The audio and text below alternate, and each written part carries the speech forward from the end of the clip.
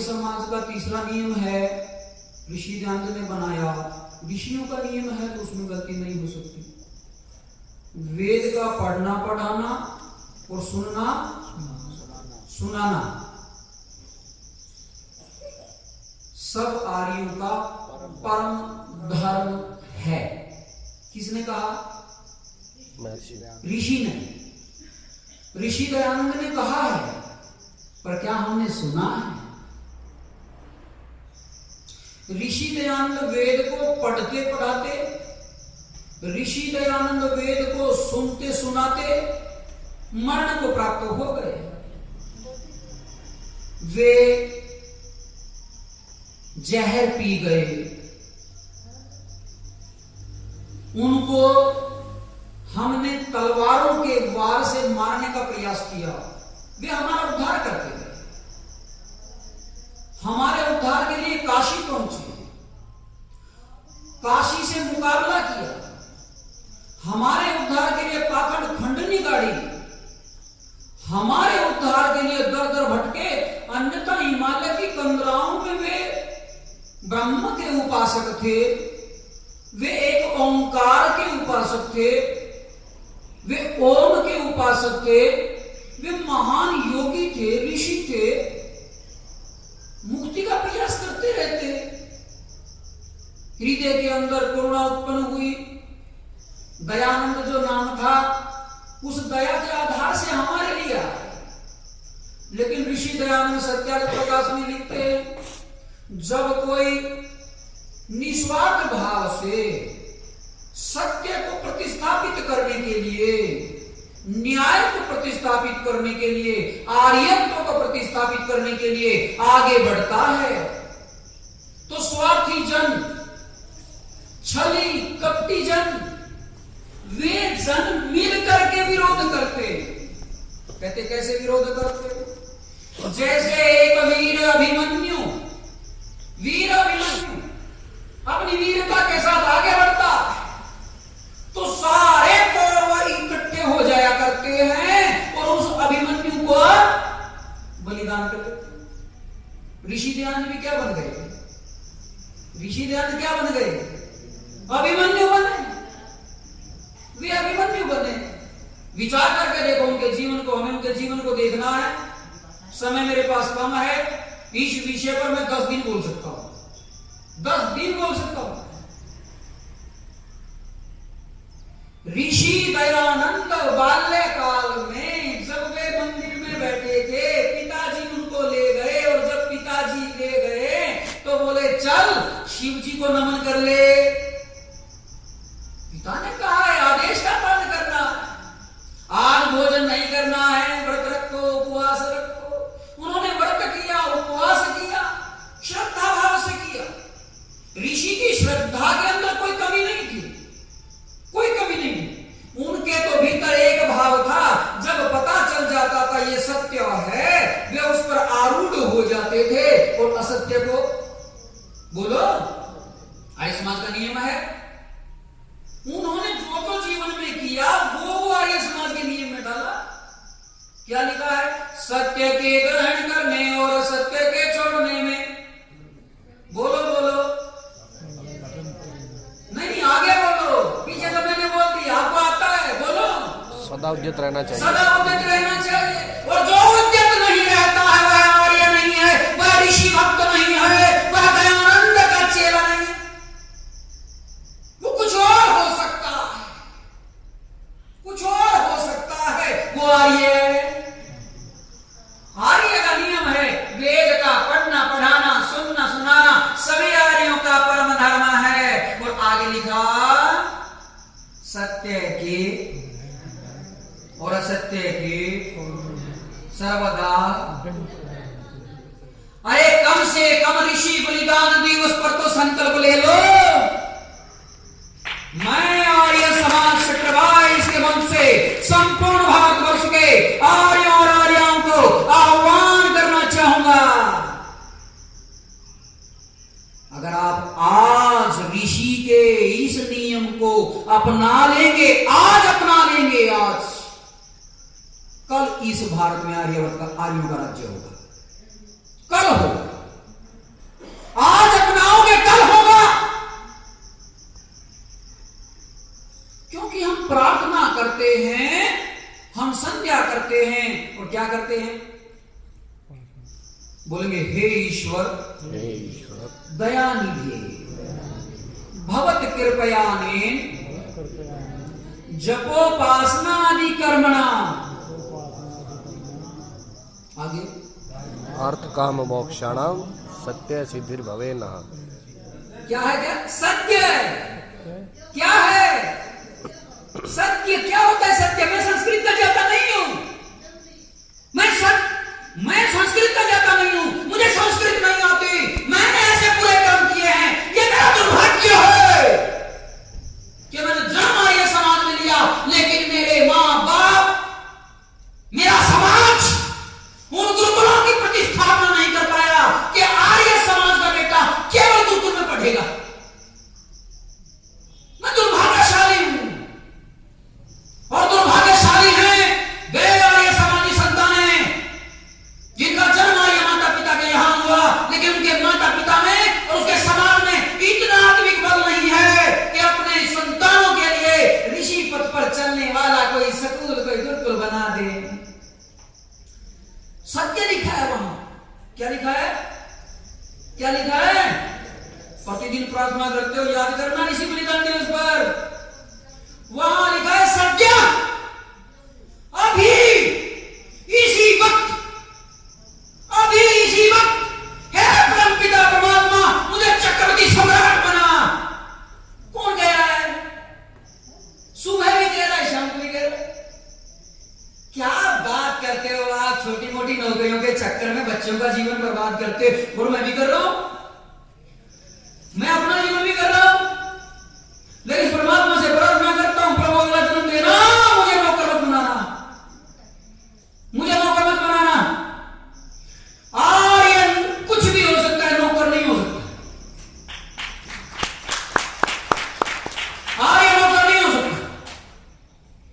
आर्य साम्राज्याधीश होता है। संकल्प लेना है ऋषि बलिदान दिवस पर, और इसको अपने मन में रखना है कि मैं अभी हो जाऊं। लेकिन कैसे कहते? मन के हारे हार है, मन के जीते, मन के हारे हार है, मन के जीते। ये मन से है और मैंने इसका प्रमाण देखा है। अगर मैं मन में जीता हुआ हूं तो मैं जीता हुआ हूं। संसार मेरा मुकाबला नहीं कर सकता। हमें औरों ने नहीं हराया, मुसलमानों ने नहीं हराया, ईसाइयों ने नहीं हराया, हमें विधर्मियों ने नहीं हराया। पहले हम हारे, हमारा मन हारा, हम हारे थे, हम हारे थे। और जब कभी जीवन में हारो, कभी जीवन में हारो, विचार करना, आप कभी किसी दूसरे से नहीं हार सकते। यह सिद्धांत है। इस सिद्धांत को हृदय पटल पर नोट कर लो, लिख लो। और ऋषि ध्यान ने लिखा है, समझ किया। ऋषि ध्यान को मार दिया गया। पर कोई कह सकता है स्वामी जी ऋषि ध्यान हारे? नहीं, स्वामी जी कह सकता है? बोलो, क्या ऋषि ध्यान को कोई कह सकता है ऋषि ध्यान हारे? बोलो, क्यों नहीं हारे? बोलो बोलो।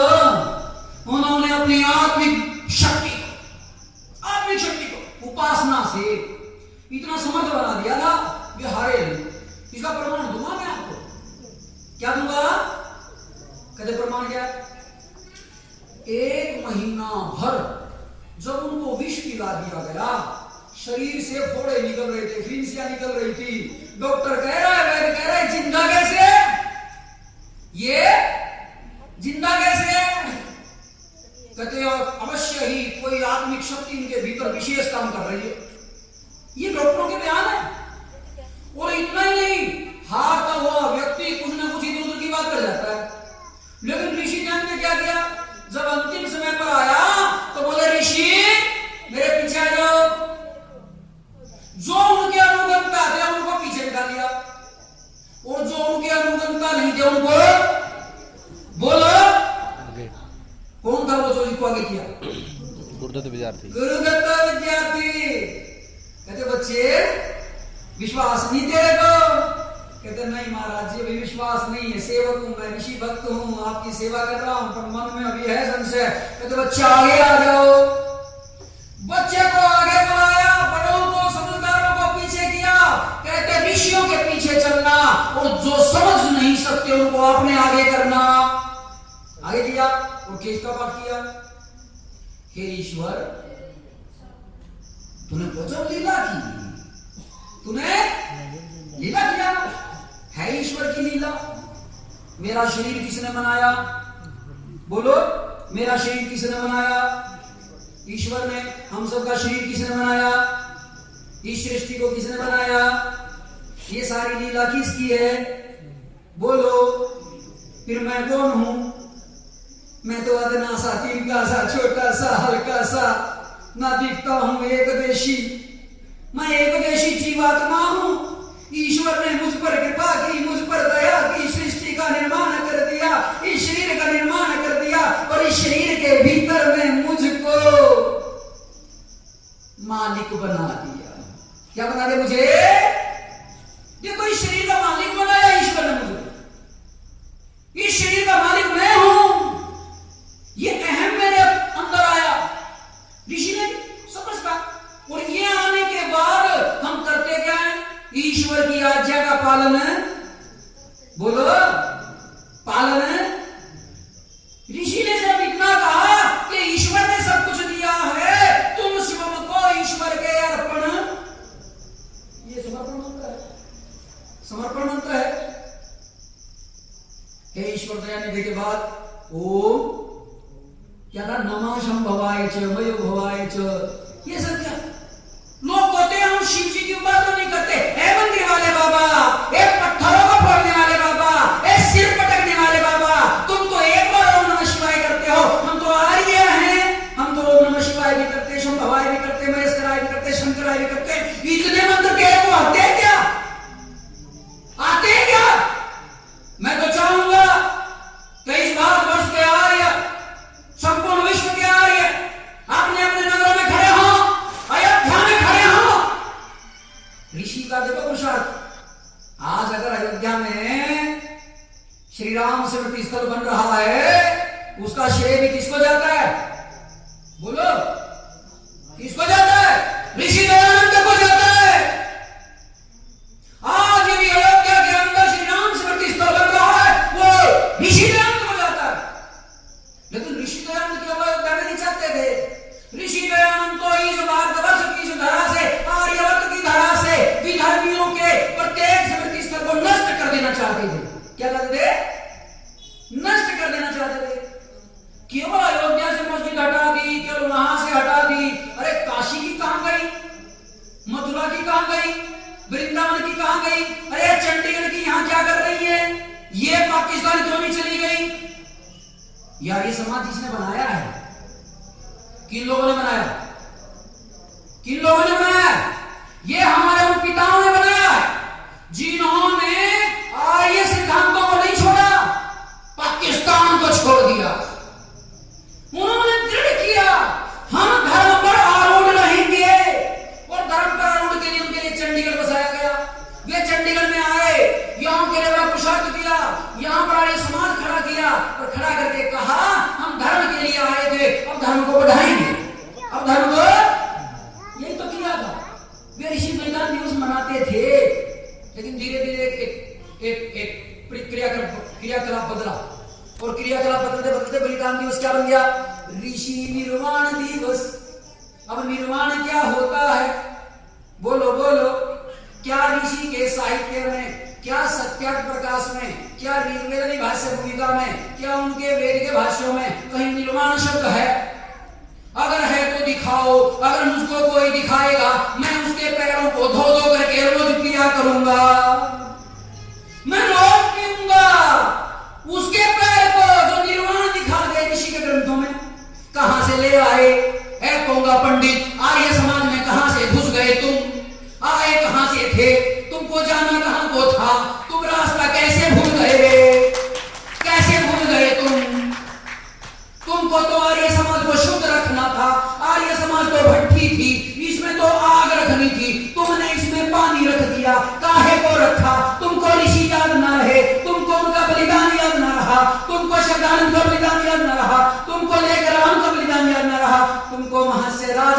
भूल गए रे, भूल गए माझे राजपाल तुमको। तुम कैसे भूल गए, तुम कैसे भूल गए? भूलने से पहले तुम मर क्यों न गए? हे आर्यो, हे आर्यो, तुम भूलने से पहले मर क्यों न गए? ऋषि दयानंद लिखते हैं, ये भूलने वाले लोग जन्म लेने से पहले ही मर जाते तो अच्छा था। ऋषि दयानंद लिखते हैं, ऋषि दयानंद लिखते हैं, सब लिखते हैं, सब कुछ लिखते हैं कि बोप देहो, क्या बोले बोप देहो तो गर्भ में क्यों नहीं मर गया कमीन के बीज?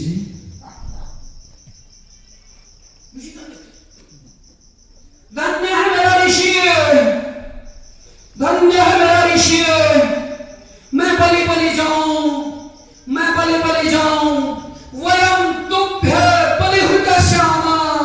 हे ऋषि, हम आर्य तुझ पर बलि हो जाने, तुमने बलिदान दिया, हम भी बलिदान दें। हम इस भारत को आर्यवत बनाएं, हम इस हिंदुस्तान को आर्यवत बनाएं, हम निश्चित रूपेण से आर्य साम्राज्य प्रतिष्ठापित करें। हे ऋषि, हम तेरे पथ पर चलेंगे। हे ऋषि, हम तेरे बलिदान को याद रखेंगे। हे ऋषि, इस शरीर का कतरा कतरा, इस शरीर का कतरा कतरा, इसकी आखिरी बूंद तक हम पुरुषार्थ करेंगे। लेकिन इस आर्य समाज को शुद्ध, बोलो, आर्य समाज को शुद्ध करेंगे। हम शुद्धिकरण आंदोलन चलाएंगे। आर्य समाज ऋषि का बाग है, आर्य समाज ऋषि का बाग है। इसमें किसी भी प्रकार की फूट को स्वीकार, इसमें किसी प्रकार के लड़ाई झगड़े को स्वीकार कोई लड़े ना। पैर पकड़ लो, पैर पकड़ लो, पैर पकड़ लो। अज्ञानता के कारण हो जाता है, पैर पकड़ लो। और हम जानना दे सके, स्वामी जी को बुलाओ, रामपाल जी को बुलाओ और ऋषि को बुलाओ। निश्चित जानिएगा, इस आर्य समाज से फूट का रोग समाप्त होगा तो भारतवर्ष से फूट का रोग समाप्त होगा। ऋषि दयानंद लिखते हैं, और क्या लिखते हैं? हे भगवान, इन आर्यों के बीच से ये फूट का राग रोग कब छूटेगा? ये छूटेगा भी या नहीं? लिखते हैं वे, उनकी सबसे बड़ी पीड़ा एक ही पीड़ा। और आर्य किसको मानते थे? ध्यान से सुनो, आर्य वो नहीं होता है जो आर्य समाज का सदस्य होता है, प्रत्येक भारतवर्ष का वासी आर्यों की संतान है। अगर वह यह कह देता है कि मैं वेद के मत को स्वीकार करता हूं, तो वो क्या हो गया? वो कहता है मैं ओम का उपासक हूं, वो क्या हो गया? वो कहता है मैं आर्यों, स्वामी जी के, ऋषियों के, सन्यासियों के, विद्वानों के अनुसार चलता हूं, तो वो क्या हो गया? आर्य हो गया। तो जो ओम का क्या करेगा? ध्यान। क्या करेगा? ओम का, बड़ों का सम्मान। क्या करेगा? बड़ों का सम्मान। ओम का ध्यान करेगा, बड़ों का सम्मान करेगा, तो क्या हो गया? वो बोलो क्या हो गया? आर्य। एक साथ बोलो क्या हो गया? आर्य। आर्य हो गया। चंडीगढ़ की 10 से 12 लाख की जनसंख्या को आर्य बनाने में कितने दिन लगेंगे? क्या हम इन यूनिवर्सिटीज के भीतर, क्या इन कॉलेजेस के भीतर, क्या इन मंदिरों के अंदर, क्या मस्जिदों के अंदर, गुरुद्वारों में जा करके हम आर्यकरण नहीं कर पाएंगे? आर्य समाज का आर्यकरण पूरा हो चुका है। आज ऋषि बलिदान दिवस पर मैं आपको बताना चाहूंगा, चंडीगढ़ के आर्य समाज के लोगों का आर्यकरण पूरा हो चुका है। वे सिद्धांतों को समझ चुके हैं, वे सिद्धांतों को जान चुके हैं। उनके भीतर में दृढ़ता पूर्वक हमें पिरो दिया है, हमने दमक पैदा कर दी है। अब हमें एकता पैदा करनी है, विचार पैदा करना है, सिद्धांत पैदा करना है, और मंदिरों की ओर चलना है, गुरुद्वारों की ओर चलना है, यूनिवर्सिटी की ओर चलना है। अब हम बाहर निकलेंगे, अब हमें इन मंदिरों का आर्यकरण करना है, अब हमें इन गुरुद्वारों का आर्यकरण करना है, अब हमें इन मस्जिदों का आर्यकरण करना है, इन चर्चों का आर्यकरण करना है। बोलो साथ दोगे? बोलो साथ दोगे? एक साथ पढ़ेंगे, हारोगे तो नहीं, पीछे तो नहीं हटोगे, दृढ़ता पूर्वक चलोगे और अपने बड़े बुजुर्गों का आशीर्वाद लीजिएगा। हो सकता है इसी भाव से प्लस माइनस थोड़ा बहुत हो जाता है। हमारी वाणी ना समझते हो, हम गांव के एक सारे ग्रामीण गांवड़ू आदमी, तो गांवड़ू आदमी कुछ गलत बोला जा सकता है, हमें असभ्य कहा जा सकता है, असभ्यता के आधार से कहा जा सकता है। हो सकता है बड़े बुजुर्ग हैं, जब युवावस्था में से मेरे से ज्यादा दहाड़ लगाते हो, लेकिन पिता की कम आवाज को आप ये मत समझना वो कमजोर हैं। अपने पिताओं का आशीर्वाद प्राप्त करो, जाओ पूरे आर्य समाज में एकता के लिए कुछ करो। अगर आर्य समाज एक है, चंडीगढ़ का आर्य करने वाले एक साल में होगा, एक साल में होगा, दृढ़तापूर्वक होगा। जितना सामर्थ्य बल हमारे बुजुर्गों ने हमारे लिए लगाया है, इतना सामर्थ्य बल अगर हमारे बुजुर्ग हमें दे दें, अगला मेरा ये समाजी होगा, अगले 26 एमसीआर ये समाजी होंगे। निवेदन करता हूं अपने पिताओं से, अपने पुत्र को आशीर्वाद दें। ऋषि बलिदान दिवस पर हम ऋषि पद पर बनना चाहते हैं, हम उनके अनुयायी हैं। हाँ, ऋषि दयानंद की तरह कोई हमें मारेगा, मार करके जहर पिला देगा, हम भी 500 रुपए जेब में लेके चलते हैं, हम भी 500 रुपए, हम भी 500 रुपए बोलो निकाल लो भाई, जेब में से 500 का नोट निकाल लो और सदा जेब में रखो। ये 500 का नोट, इसके ऊपर ऋषि दयानंद का चित्र होना चाहिए था। किसका किसका फोटो? इस पे, इस पर ऋषि का चित्र होना चाहिए था। आर्य समाज को, आर्य देश के लोगों, तुमने क्या किया? तुम ऋषि को सम्मान नहीं दे पाए। ईस्ट इंडिया कंपनी ने भी इसके ऊपर श्री राम और सीता का चित्र लगाया था, तुमने गांधी का लगा दिया। मैं ऋषि बलिदान स्मृति समारोह के माध्यम से मोदी जी को, मोदी जी की सरकार को ललकारना चाहूंगा, अति शीघ्र इस पर ऋषि का चित्र आए, और उनका नहीं आ सकता तो श्री राम और देवी सीता जी का आए। केवल अयोध्या में मंदिर बनाने से काम, बोलो केवल अयोध्या में मंदिर बनाने से काम। मुझे इस नोट के ऊपर मेरे राम का फोटो चाहिए, मुझे इस पर देवी सीता का फोटो चाहिए, और साथ में ऋषि जी का फोटो चाहिए। इस भाव के साथ मैं आहूत करूंगा आप सबको, इस देश के आर्यों को, आर्यों को, और 500 रुपए का नोट अपनी जेब में सदा रखना। कोई जहर दे दे, कोई वार करे तो उसे दे देना कि जाओ बेटा, ले जाओ, तुम नेपाल चले जाना, वहां पर इस राज्य का कोई कानून लागू नहीं होता है, तुम बच जाओगे, उसके लिए प्रबंध कर देना। इतना भाव रखोगे, ऋषि का भाव रखोगे, आर्यो विश्वास करो। किस पर विश्वास करो? ईश्वर पर। ईश्वर पर विश्वास करो। ईश्वर कहता है कर्म करो फल मिलेगा। क्या करो? कर्म करो फल मिलेगा, कर्म करो फल मिलेगा। कर्म करो तो, कर्म किया था दयानंद ने, कर्म किया था शठानंद ने, कर्म किया था लेखराव ने, कर्म किया था राजपाल ने, और कर्म कर रहे हैं आर्य और आर्याएं। देश भर में आर्य और आर्याएं दृढ़तापूर्वक कर्म कर रहे हैं, नए लोगों को आर्य और आर्य बना रहे हैं, और इस राष्ट्र को अति शीघ्र आर्यवत बनाएंगे। इसी संकल्प के साथ हे प्रभु